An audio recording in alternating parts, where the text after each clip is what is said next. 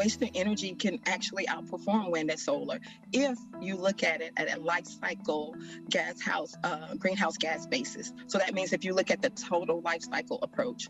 Hello and welcome to The Switch. I'm Elena Casas and today we're talking about energy generated from waste. The average American generates about a ton of waste each year. In 2018, about 32% was recycled or composted, 50% went into landfill, and 11.8% was incinerated to produce electricity. The world's largest waste-to-energy firm is Covanta, which diverts about 10% of America's waste from landfill. I'm joined now by Tequila Smith, Chief Sustainability Officer at Covanta. Tequila, hi. So how much of that could become energy? Right now, the U.S. landfills about 250 million tons of waste. So there's a lot of opportunity. We are a direct complement to renewable energy generation because when the sun is not shining or the wind is not blowing, there's still waste that could be combusted. Covanta powers about 1 million homes in the US. In Europe, waste fuels about 20 million households via 492 waste-to-energy plants, including this one in Denmark, where some of the electricity produced fuels an artificial ski slope on the roof. Sweden burns over 50% of its rubbish, putting just 1% into landfill. But the energy capacity is falling because as recycling grows, there isn't enough trash left to burn.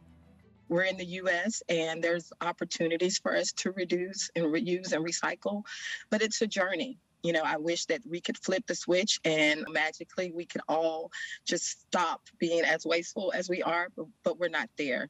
So even with cutting waste by 35% and doubling our current recycling waste, there's still enough waste left over to generate almost 41 million megawatt hours of electricity, which is equivalent to powering about 4 million homes.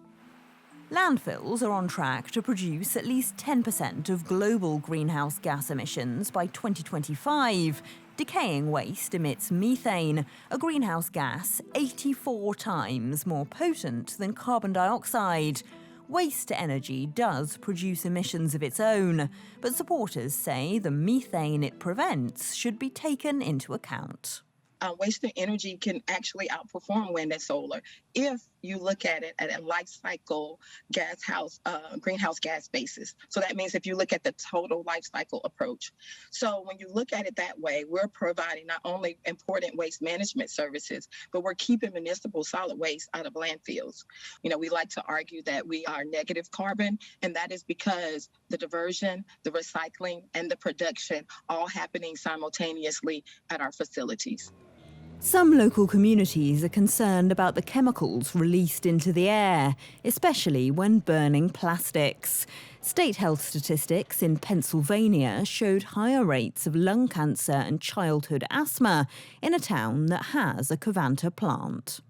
We have continuous monitoring that is publicly available for all of our communities. So if you live near one of our facilities, you can log in online and view the emissions for that particular facility. How we operate our facilities during our stat test sets up how we can run them for the rest of the year.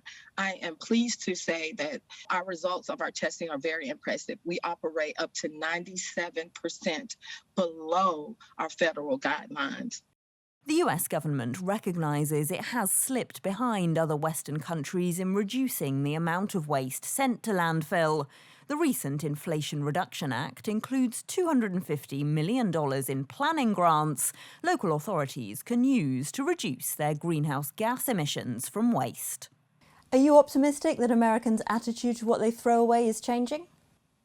Oh, absolutely. I mean, we're just a slow-moving ship. You know, it takes us a while to catch on, but we're really looking at our neighbors in Europe and seeing that waste to energy has just a dynamic role to play in the waste hierarchy. And so we are excited. And we're seeing it from our customers. We're seeing it from our communities. They want to do better. And so, you know, we live in these communities and we're seeing that there's a change that's happening. I have teenagers.